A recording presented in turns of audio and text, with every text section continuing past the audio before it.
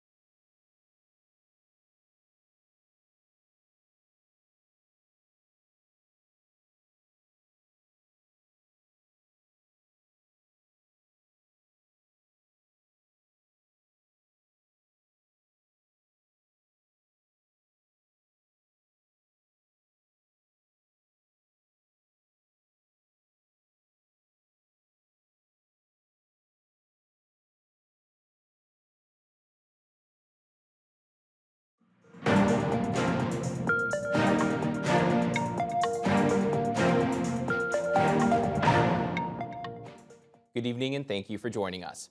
Mayor Ken Boshkov's State of the City address has once again been pushed off. That's the second time it has been delayed, with Boshkov initially scheduled to deliver it on January 8th. The address is titled All Roads Lead to Thunder Bay. The mayor has hinted that it'll emphasize the city's strategic location in the center of the country while focusing on the projected incoming mining boom. Boshkov says he's a little frustrated about the second delay, as he's had the address ready for weeks now. The mayor stresses finding the right time to deliver the address is important, especially with so many significant events happening at this time. With the Winter Games coming, some budget sessions, and some odd situations where the council meeting would follow a committee meeting, and that's kind of the rules of procedure. We don't know when that State of the City address could be. It could be at 11:30 at night. So I'm in favor of actually calling perhaps a special meeting, but right now we have a date, so I'm just going to go with that right now. Boshkov says the address will now most likely be delivered on March 5th. Intercity Shopping Centre is celebrating the 1-year anniversary of their compost system connected to the food court. All food waste gets mulched and reused in a more environmentally friendly way instead of just going to the city landfill. Jaden Billick reports. It's almost a full year that we've been sorting all of the waste here in the food court, and we've had some pretty amazing results. Starting in 2025, businesses throughout Ontario will be expected to comply with organic waste conversion. Intercity Shopping Centre decided to get ahead of the curve last year and purchase a piece of equipment called the Food Cycler. Almost soundless, it converts food into a mossy-like substance throughout a 16-hour process. Intercity General Manager Stacey Ball says this technique cut over 33 metric tons from their waste stream. The operation, including the machine, food tray station, and various supplies needed, was around $140,000, but it was well worth it in the effort to make our planet greener. The waste diversion is just one part of our overall strategy to reduce our carbon footprint. So this was, our project for last year, and we'll continue to do other things in the years to come as we have in the years past. With new policies comes new learning curves. It will take some time for all customers and staff to get used to the central disposal counter. All garbage and recycling containers, primarily in the food court, have been removed, with the exception of various spots around the mall. This difference will become second nature to everyone very soon. People, they don't know necessarily what to do with their garbage because we've removed all garbage and recycling containers from the food court. So once they see the tray station, they either bring their trays up or we collect them from their table from them. But some people have, a little bit unsure at first. All compost created by the machine has plans to go to good locations to improve soil quality and plant growth. Intercity is now able to move on to their plans of creating a new way to reduce the mall's greenhouse gas output, further improving our environment each and every day. Jaden Billick, TBT News. Outside of the city now, where an agency is touting the benefits of virtual autism services and the impact it's having on children. Out of Sault Ste. Marie, here's CTV's Corey Nordstrom. Then you have... Oh, you want to rock? Okay, let's rock. Kate Guzzo-Foliero has two children on different ends of the autism spectrum. She says the pair require very different types of autism services, with one preferring virtual. Not every child fits into that type of learning or that type of box, and we need to change our services to meet the needs of the families that we're providing service to. In collaboration with Kinark, a center that provides virtual programs and services, Guzzo-Foliero recently completed a research brief. It claims the outcome of virtual autism services are comparable to some in-person services and have many additional benefits. Virtual services are certainly another option for families, particularly for families who may face significant barriers to accessing in-person treatment. Kinark officials say online programs include service navigation and working directly with parents. The head of the Ontario Autism Coalition agrees that virtual services have a place, but says they do not equal a traditional face-to-face between a child and a professional. Applied behavioral analysis, speech-language therapy, and occupational therapy. For most families, they prefer to have those things in person. There's a big difference in quality of care when you're getting something in person, one-on-one, as opposed to consultative over the phone or over Zoom. Guzzo-Foliero says she hopes all families can be offered both options, virtual and in person, as she feels both can be effective in their own way. Corey Nordstrom, CTV News, Sault Ste. Marie. Stats Canada has found only about 5% of skilled trade workers in our country are women.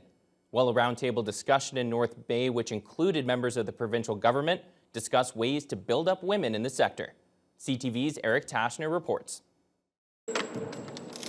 Sarah LaChapelle is breaking down barriers with her choice to study at North Bay's Canadore College. Carpentry was my final choice, and I love it. I've been loving it so far, and it's definitely something I want to pursue. She doesn't mind being a trailblazer for women. In school so far, I'm actually the only girl in my class right now. Last year it was a little different. We had 3 girls, but in the workforce as well, I'm the only woman.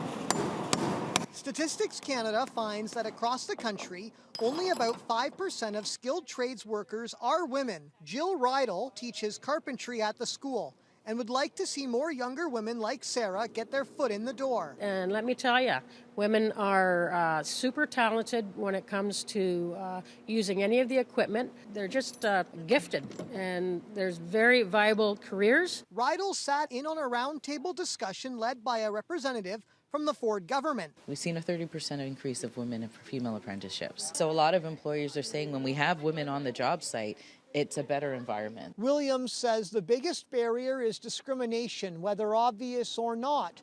She says shockingly, around half of the women who enter the trades leave after 4 years. The next discussion is to find ways to keep them. Creating maybe investments to allow some of our companies and our businesses to make those extra spaces and investments to make, a safe space, a women's washroom, a women's change room. Williams says these discussions can pave the way for a brighter future for the next generation of women. I always say, if you can see me, you can be me. And so we need to tell the story about what the opportunities are. There's lots of barriers, so I'm not letting them stop me. Eric Tashner, CTV News, North Bay. Cadets from all over northwestern Ontario were invited to an event this weekend that highlighted team building, leadership, and health and physical fitness. Winterpalooza featured a number of winter-based activities and was the largest cadet get-together since the pandemic. Jessica Clement reports. For the first time since the pandemic, Sea, Army, and Air Cadets from across northwestern Ontario got together at the Kakabeka Legion for a weekend filled with various winter activities. We have 111 cadets. They're from communities all over northern Ontario. We have 16 cadet units from 11 communities, as far west as Kenora and Red Lake, and as far east as Marathon. Zone Training Officer Captain Gaetan Mainville says Winterpalooza is considered one of the largest cadet get-togethers in northwestern Ontario. Cadets were able to participate in snow sculpture contests, cross-country skiing, carnival-style games, evening socials, and other collaborative activities. The event is meant to highlight team building, leadership, and health and physical fitness.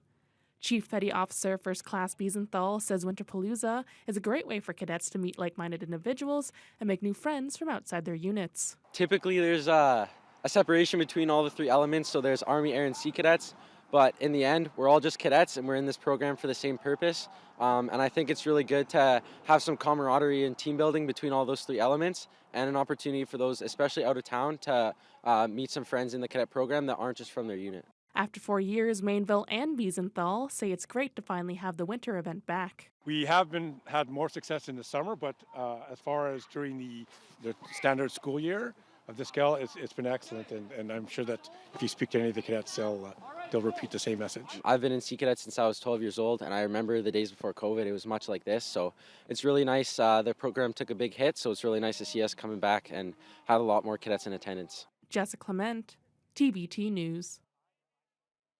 Over 3,000 pounds of hockey equipment has been donated to Slate Falls First Nation as a way to help increase access to the sport for First Nations youth. The donation was made by WestJet to Mi'kinaku's Children's Fund, with equipment contributed by several hockey organizations in Southern Ontario. The items amount to about 100 bags of hockey gear. This was a follow-up to two previous WestJet donations, which included 700 pounds of hockey equipment to Sandy Lake First Nation in 2022. Mi'kinaku's is a charity created to address poverty by providing basic amenities to First Nations children. Executive Director Emily Shandrock says they're also working hard to make it easier for youth in remote communities to access sports. Especially living where we do, hockey's a pretty universal language. Whether you're playing on a team or it's just boot hockey on the streets, kids just want to have fun, and so to be able to provide this to any youth. But we've worked with the school in Slate Falls for many years now, and the principal there is so involved and just wants kids to be active and have fun. And we're now joined by sports anchor Josh Morano. Josh, just a wonderful donation there for those kids, and we're actually going to be sticking with hockey because you've got some North Stars action. Yeah, the Thunder Bay North Stars in action this weekend, taking on the Wisconsin Lumberjacks in a 2-game set, and we'll get those highlights for you coming right up after the break.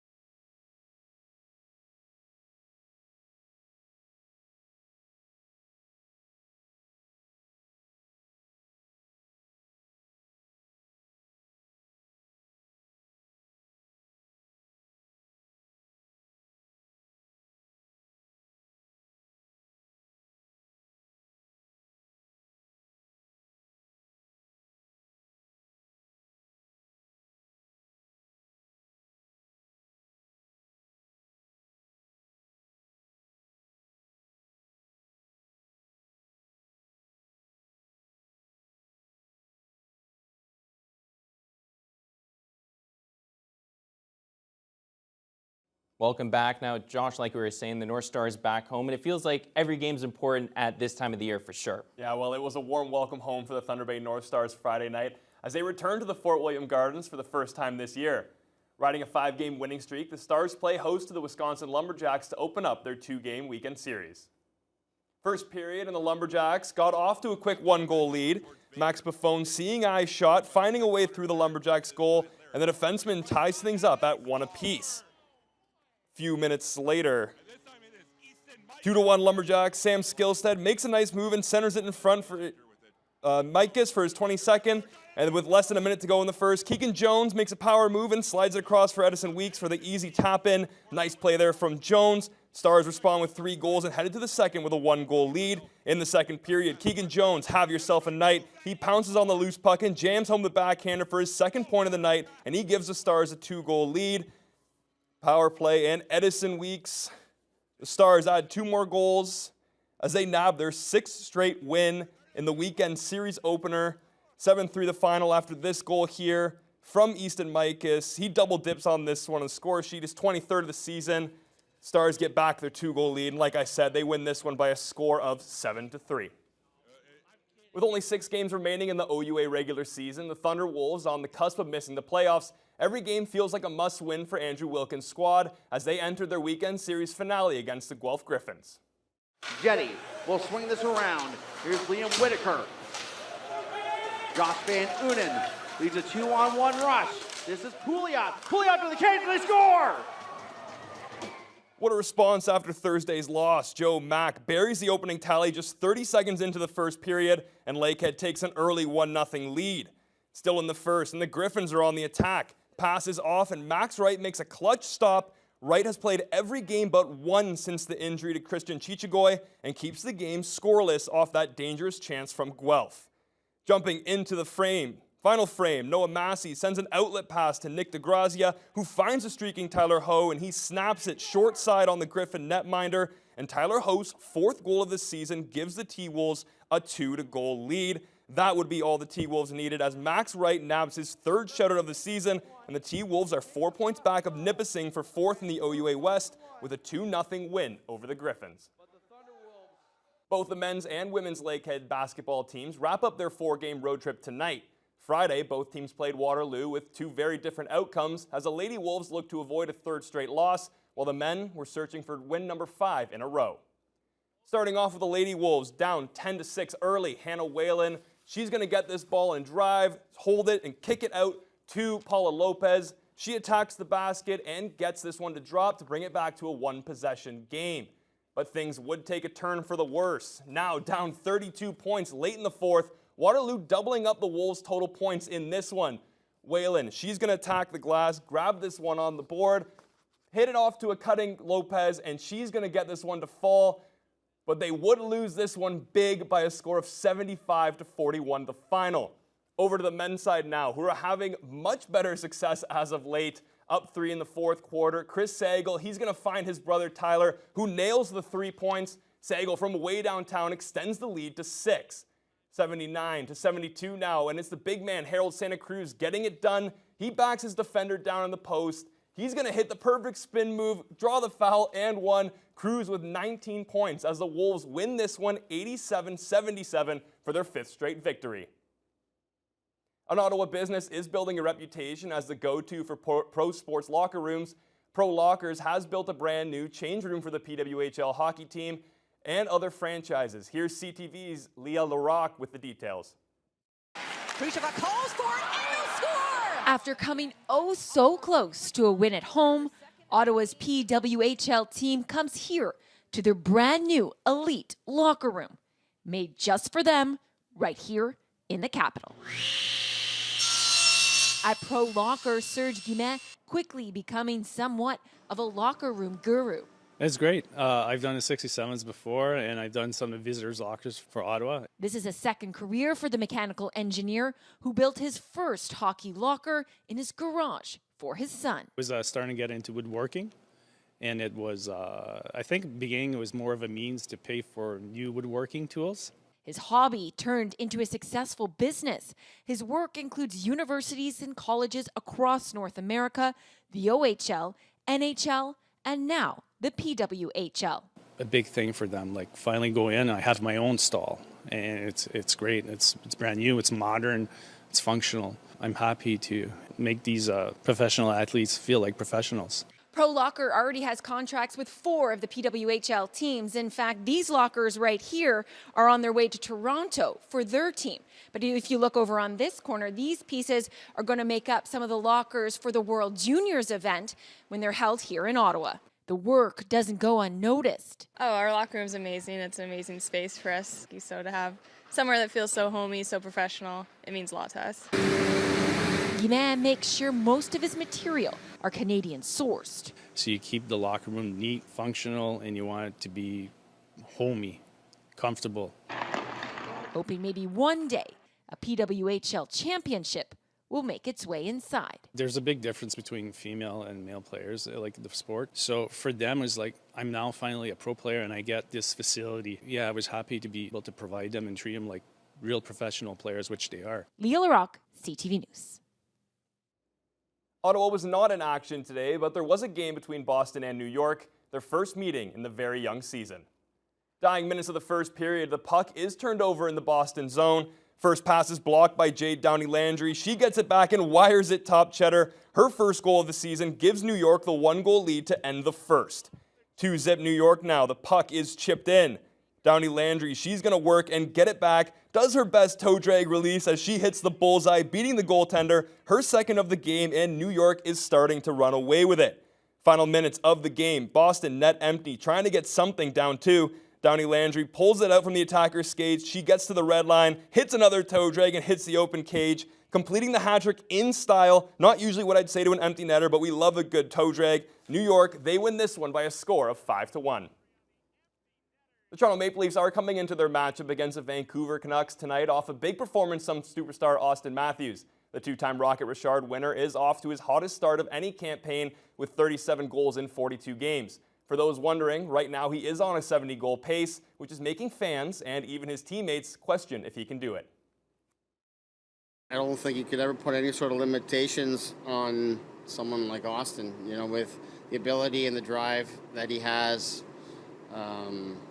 Yeah, it's fun to watch. Obviously, it's an integral piece of our team. Every night he does something special, and when he's able to put in a few and a very important game for us, and when it's a close margin, the importance of his performance is obviously pretty obvious, and so we're lucky to have him. It's hard to believe, really, but when you see it every single day, not just the skill set and the talent, but the work ethic, the drive, it's really special, to play with him and to have him, be such a driving force for us and to do what he's doing, because how much he gets game planned against and teams focus on him. So his ability to find different ways to score and be that consistent and to continue to elevate and do what he's doing is pretty remarkable. Now, Vas, 70 goals has not been done in a very long time. I immediately go to Teemu Selanne when he did it his rookie year. For sure. Do you think it's possible for Austin Matthews to put 70 in the back of the net this year? Honestly, because I think McGillney was the last one in the 90s there with the Sabres. I never thought anyone in this era of hockey would ever come close. Like maybe a 60, but this year it's starting to really look like it's a possibility. And come on, as Leafs fans, how crazy would that be if we saw Matthews hit 70 goals in a season? Because if he does it this year, I can't see anyone else doing it for a long time. It'd be nice if they also made the playoffs, too. That'd be pretty good, too. It's something I didn't think I'd ever see in my lifetime. Just like about a week ago, I didn't think I'd ever see positive temperatures again. But hey, after the break, we'll have your weather. Things are looking a little better.